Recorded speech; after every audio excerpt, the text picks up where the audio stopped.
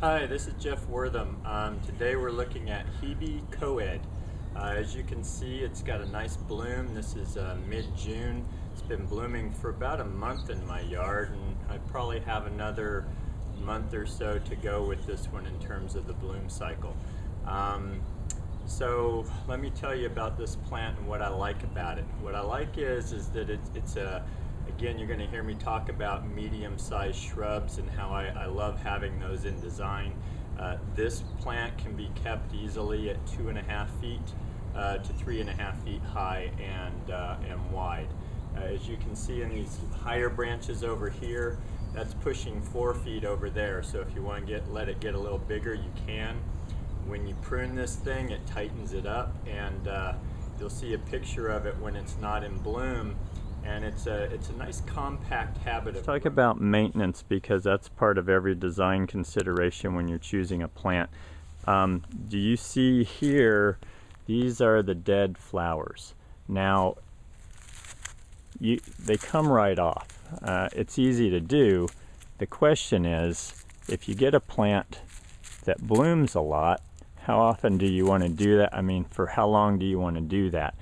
Now, there's two ways to deadhead this plant, and you can see over on this area, this is where I think I trimmed something off, and see how nicely the growth has started to come back. So one of the ways to handle a plant like this is when they've done their bloom, you can prune it right after the bloom, and you're deadheading and pruning at the same time.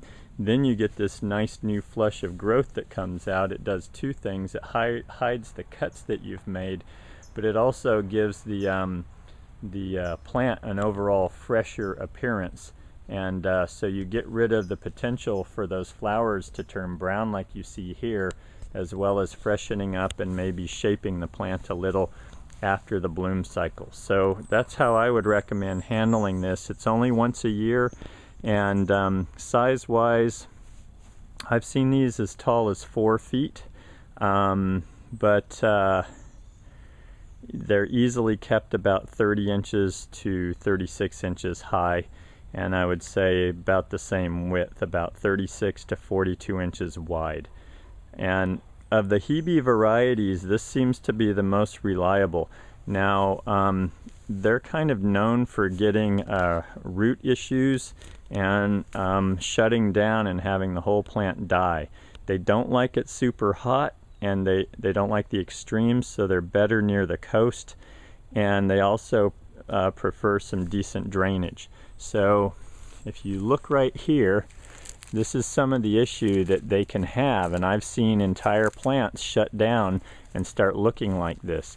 Mine gets a fair amount of heat here, and I'm testing it in a few different spots, so just be aware of that. You probably want to avoid putting this in the hottest part of your designs. If it's got some shade in the hottest part of the day, I'd say that's a good idea. And if you're near the coast where it's cooler, I think you can put these in full sun and you would be fine. Hebe Coed and deer tolerant, it is not deer tolerant as far as I know. I would not use this in a deer area.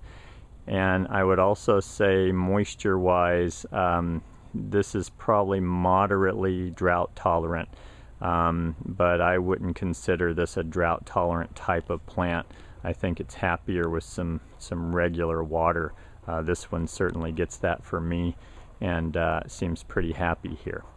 So that's it. Hebe Coed, it's a nice plant. The flowers are hard to beat. They're quite unique.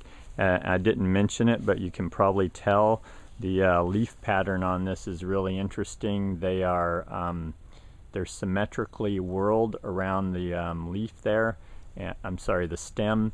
And so you get a nice pattern from the plant and the texture of the leaves as well.